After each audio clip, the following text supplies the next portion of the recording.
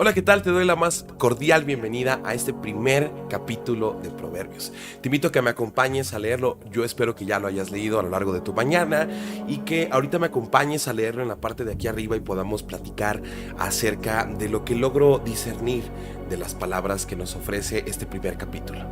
Dice: los proverbios de Salomón, hijo de David, rey de Israel, para entender sabiduría y doctrina, para conocer razones prudentes, para recibir el consejo de prudencia, justicia, juicio y equidad, para dar sagacidad a los simples y a los jóvenes inteligencia y cordura. Oirá el sabio y aumentará el saber, y el entendido adquirirá consejo, para entender proverbio y declaración, palabras de sabios y sus dichos profundos. Ok, vamos a hacer una primera pausa hasta esta parte interesante. Nos está permitiendo saber el autor que este libro está lleno de tesoros.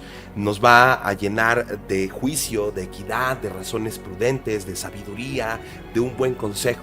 Nos está permitiendo saber que si nosotros ponemos atención, prestamos la suficiente atención, nos alimentamos correctamente de esta palabra y le pedimos a Dios que por medio de su Espíritu Santo nos permita tanto recibir como poner en acción estas palabras, nosotros vamos a recibir muchas grandes bendiciones para nuestro diario vivir y nuestra relación laboral, personal, familiar, etc. Y después continúa el versículo número 7 diciendo: el principio de la sabiduría es el temor de Jehová. Los insensatos desprecian la sabiduría y la enseñanza. Y voy a hacer mucho énfasis en esta parte. Desafortunadamente en muchas congregaciones nos han presentado a Dios como un Dios bueno, como un Dios de amor, un Dios que no va a permitir que nada malo nos pase. Y está bien, porque esa es la esencia de Dios. Pero cuando nosotros comenzamos a entender la palabra de Dios y analizar la profundidad de la persona de Dios, comenzamos a identificar que Dios es un Dios justo y es un Dios santo. Y esa justicia y esa santidad no puede convivir con el pecado. Es completamente imposible que esa santidad y esa justicia permita que el pecado se relacione de cualquier manera con él. Y Salomón nos está indicando que el principal y más importante punto para que nosotros podamos adquirir sabiduría es tener temor de Dios, temor ante su justicia, temor ante su santidad, para poder entender todo esto que nosotros estamos a punto de descubrir y de estudiar a partir de este momento. Vamos a continuar con el siguiente versículo que dice así: oye, hijo mío, la instrucción de tu padre y no desprecies la dirección de tu madre, porque adorno de gracia serán a tu cabeza y collares a tu cuello. Hijo mío, si los pecadores te quisieren engañar, no consientas. Y vamos a detenernos otra vez aquí. Aquí es importantísimo identificar que Salomón está hablando a los jóvenes, pero no solo a los jóvenes, sino también a aquellas personas que aún tenemos papás. Y es que es inteligente y muy lógico pensar que nuestros padres tienen mucha más experiencia de la que nosotros tenemos. En mi caso, mi papá tiene 60 y tantos años y es una persona que tiene 30 años más que yo en esta tierra, desarrollándose con las personas, desenvolviéndose en un trabajo, conociendo a través de muchas más experiencias de las que yo llevo vividas hasta mis 32 años. Y si yo me negara a escuchar su experiencia, si yo me negara a escuchar su consejo sobre algún tema importante, estoy despreciando sabiduría, estoy despreciando que las personas que tienen algo que ofrecerme, un tesoro a través de su experiencia, pues lo estoy negando, estoy rechazando esa parte.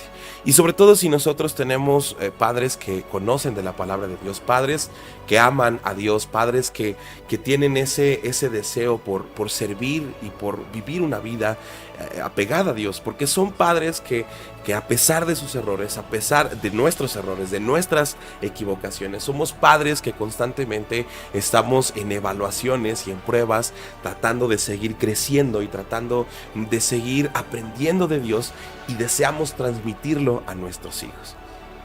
Después continuamos, dice: Hijo mío, si los pecadores te quisieran engañar, no consientas. Si te dicen, ven con nosotros, pongamos acechanza para derramar sangre, acechemos sin motivo al inocente.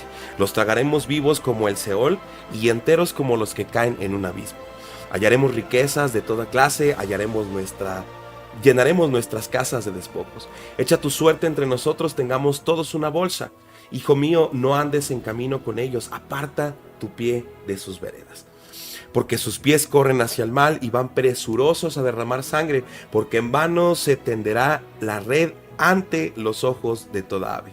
Pero ellos a su propia sangre ponen acechanzas y sus almas tienden al lazo. Tales son las sendas de todo el que es dado a la codicia, la cual quita la vida de sus poseedores. Y es innegable que en estos versículos que acabamos de leer, Salomón nos está permitiendo reconocer que hay dos tipos de personas de las cuales nosotros tenemos que mantenernos alejados.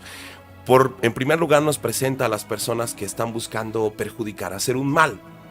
Y recuerda cuántas veces en la Biblia nuestro Señor Jesús nos ha invitado a que seamos personas que procuremos el bien de las demás personas, que nos preocupemos por los que necesitan, que nos preocupemos por aquellos que no tienen, que nos preocupemos por aquellas personas que nosotros podemos ayudar.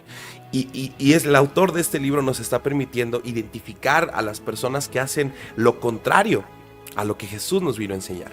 Y nos está advirtiendo que nos alejemos porque ellos se están dirigiendo a un destino que innegablemente será malo, a un destino que innegablemente pues va a ser triste y doloroso. Y en segundo punto nos está permitiendo reconocer a las personas que son codiciosas, aquellas personas que siempre desean. Recordemos la ley que le fue dada a Moisés: no codiciarás a la mujer de tu prójimo. Estamos hablando de la codicia, del dinero, de las personas, de los bienes. Y es que muchas veces nosotros como hijos de Dios estamos tan preocupados de lo que las demás personas tienen, que quitamos nuestra vista, nuestro enfoque de lo que Dios tiene para nosotros. Es que aquella persona tiene una casa muy grande, es que aquella persona tiene un trabajo muy bueno, es que aquella persona tiene una familia intachable, y nos olvidamos y despegamos nuestra mirada, nuestro objetivo de lo que Dios tiene para nosotros, y nos comenzamos a preocupar por tratar de imitar a otras personas o por tratar de lograr lo que otras personas han logrado, y nos quitamos del camino del que Dios nos quiere hacer parte, del cual Dios nos quiere llevar, y nos está pidiendo que nos alejemos de esas personas, que no seamos como esas personas, que nos aferremos al hacer bien las cosas y al no codiciar. ¿De acuerdo? Vamos a continuar. Después dice el siguiente versículo: la sabiduría clama en las calles, alza su voz en las plazas. Y Salomón nos permite imaginarnos a la sabiduría como un personaje femenino. Lo presenta a lo largo de todo el libro de Proverbios, que está buscando personas, que está tratando de acercar que las personas se acerquen a ella. Pero realmente este personaje llamado sabiduría es un atributo de Dios. Y la manera en la que Salomón lo presenta es una manera muy divertida, muy agradable, porque nos permite a nosotros los lectores poder sentirnos identificados con esta cualidad de Dios como si fuera una persona, pero reconocemos que es la esencia de Dios identificada de esta manera. Clama en los principales lugares de reunión, en las entradas de las puertas de la ciudad, dice sus razones. ¿Hasta cuándo, oh simples, amarán la simpleza? Y los burladores desearán el burlar, y los insensatos aborrecerán la ciencia. Vuelvan a mi reprensión, he aquí yo derramaré mi espíritu sobre vosotros, y os haré saber mis palabras. Por cuanto, y hasta ahí vamos a detenernos. Y esta parte es esencial, ¿no? Que nosotros podamos imaginarnos a la sabiduría como... Es que así la presenta Salomón, como una mujer femenina, pero un personaje femenino, sino más bien imaginarnos a la sabiduría como parte de la gran esencia de Dios, como parte de estos atributos que Dios tiene y que nos está ofreciendo a gritos, está pidiendo que las personas pongamos atención a la sabiduría. Y después comienza a hablar fuerte. Dice, por cuanto llamé y no quisieron oír, extendí mi mano y no hubo quien me atendiera, sino que desecharon todo consejo mío y mi reprensión no quisieron. También yo me reiré en vuestra calamidad y me burlaré cuando les venga lo que temen. Cuando viniere como una destrucción lo que temen y vuestra calamidad llegare como un torbellino, cuando sobre ustedes viniero tribulación y angustia, entonces me llamarán y no responderé. Me buscarán de mañana y no me hallarán. Por cuanto aborrecieron la sabiduría y no escogieron el temor de Jehová, ni siguieron mi consejo y menospreciaron toda reprensión mía. Y es que esta parte es innegable, ¿no? Nosotros vivimos en un tiempo precioso llamado el tiempo de la gracia, donde nosotros tenemos misericordia inmerecida, donde nosotros fuimos justificados por medio de la sangre de Cristo derramada en el madero. Y Dios nos permite entender esta parte, ¿no? La sabiduría es algo que nosotros podemos pedir y aferrarnos a ella. De Señor, necesito sabiduría, ¿no? Y tengo que comenzar por el temor a ti. Y el temor a ti, Señor, me hace clamar por sabiduría, me hace suplicar que tu sabiduría llegue a mi vida. Son palabras fuertes las que Salomón representa hablando este atributo de Dios, el decir, nosotros, aquí está mi sabiduría para ustedes, pero si en algún determinado momento ustedes rechazan esta sabiduría que yo gratuitamente les estoy ofreciendo a ustedes, seres humanos, hijos míos, para que vivan bien a lo largo de su estancia sobre esta tierra, va a llegar un momento en el que ya no tiene sentido que ustedes clamen a mí. Y te voy a tratar de explicar cómo lo percibí. En la mañana yo estuve leyendo este proverbio, estuve analizando qué es lo que iba a hablar, y lo pude identificar con dos puntos importantes. El primero de ellos es llega un punto en el cual las personas hemos tomado tan malas decisiones y hemos actuado tan mal que innegablemente en determinado momento tenemos que pagar terrenalmente hablando las consecuencias de nuestros actos. Nos hemos equivocado tanto y hemos buscado tan fervientemente el equivocarnos y el errar en nuestra vida que las consecuencias llegan. Recuerda que el enemigo siempre va a buscar eso. Hey, equivócate, ve a hacer esto, tú sé feliz, disfruta. Pero llega un momento en el que las consecuencias de ese pecado nos van a alcanzar. Por otra parte, llega el momento de la muerte. ¿Cuántas personas habrán pensado a lo largo de su vida? Hey, me estás hablando de Dios, pero ahorita no me interesa, yo quiero vivir mi vida. Y resulta que esa persona sale y muere en un accidente y no tuvo oportunidad de reconocer sus fallas delante de Dios. No hay más sabiduría, no hay más misericordia para ellos. Y la tercera situación, que resulta que no son dos, son tres, es en el final de los tiempos, cuando Apocalipsis nos permite saber que va a haber un tiempo donde la gracia ya no va a estar sobre el ser humano. Y ya no va a haber tiempo para arrepentirse de los actos, de las decisiones, de los malos pensamientos, del mal vivir. Y esta sabiduría, esta misericordia se va a apartar de las personas que no hayan recibido el Evangelio, que no hayan cambiado su vida por medio de Cristo Jesús y del Espíritu Santo. Entonces, vamos a terminar los últimos tres versículos.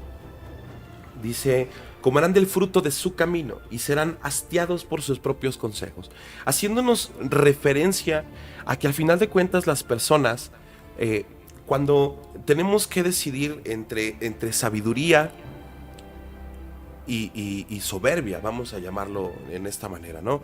La sabiduría es entender lo que Dios tiene para mi vida, aferrarme a eso, preguntarle a Él y caminar tomado de su mano para tratar de dirigirme hacia donde Él quiere llevarme, o la soberbia de creer que yo tomo mejores decisiones que Dios, que yo pienso mejor que Dios, que yo me conozco mejor que Dios y que yo puedo dirigirme hacia donde mis deseos y mis pasiones y mi corazón alejado de Dios me quiere llevar. Y este versículo aclara que al final de cuentas estas consecuencias de las que estábamos hablando ahorita, no podemos culpar a Dios de esas consecuencias. No podemos culpar a Dios de las cosas que acontezcan por nuestras decisiones, sino que es el fruto de la decisión de cada persona. Y pensar en que Dios es malo por esto, pues la verdad es que yo creo que es todo lo contrario, ¿no? Podemos pensar que Dios es tan bueno que nos permite decidir y actuar conforme a lo que nosotros decidamos creer, pero nos está advirtiendo que esas consecuencias en algún momento van a llegar a nuestra vida, porque el desvío de los ignorantes los matará y la prosperidad de los necios los echará a perder. Mas el que me oyere habitará confiadamente y vivirá tranquilo sin temor del mal. Termina este capítulo impresionantemente, sin temor del mal. Empieza Salomón presentándonos que el inicio de la sabiduría es el temor a Jehová. Después nos aconseja que sigamos el consejo de nuestros padres, de nuestros mayores. Después la sabiduría es presentada como un personaje femenino, un atributo de Dios que nos está invitando a formar parte de ella. Que todas nuestras acciones, que todas nuestras decisiones, que todo lo que hagamos sea por medio de esta sabiduría que Dios nos está ofreciendo. Después nos advierte que para aquellas personas que decidan no vivir aferrados a esta sabiduría de parte de Dios, van a vivir sus propias consecuencias. Pero termina diciendo estas palabras tan alentadoras que dice: el que me oiga habitará confiadamente y vivirá tranquilo sin temor del mal. Y yo nos invito a que este capítulo nos inicie en este camino de lectura, de discernimiento y de adoración y oración a Dios. De decirle: Padre, yo cierro mis ojos esta tarde y clamo por tu sabiduría. Clamo porque me permita, Señor, identificar aquello que en mi vida no tiene temor de ti. Que me permitas reconocer tu santidad, tu justicia en mi vida, el quien tú eres, Señor. Y que me permitas poder aferrarme a esa justicia y a esa santidad. Que me permitas abrir mis oídos ante los consejos de mis padres, ante los consejos de las personas, de mis líderes, de los ancianos que están a mi lado, Señor, corrigiéndome y enseñándome. Que me aparte, Señor, de las malas acciones, que me aparte, Señor, de la codicia, que no permitas que mi mente ni mis ojos se dirijan hacia lo que otras personas tienen, sino que se mantengan en el deseo y la fe de lo que tú tienes para mí. Te pido, Señor, que tu sabiduría comience a abrazar mi vida y que me guíe por medio de tu Espíritu Santo y que me advierta en dónde debo estar, en dónde no debo estar, en qué momento hablar y en qué momento callar, para que yo pueda avanzar y seguir adelante, Señor, tomado de la mano de tu sabiduría. Te lo pido, Padre eterno, en el nombre de Jesús. Amén y amén.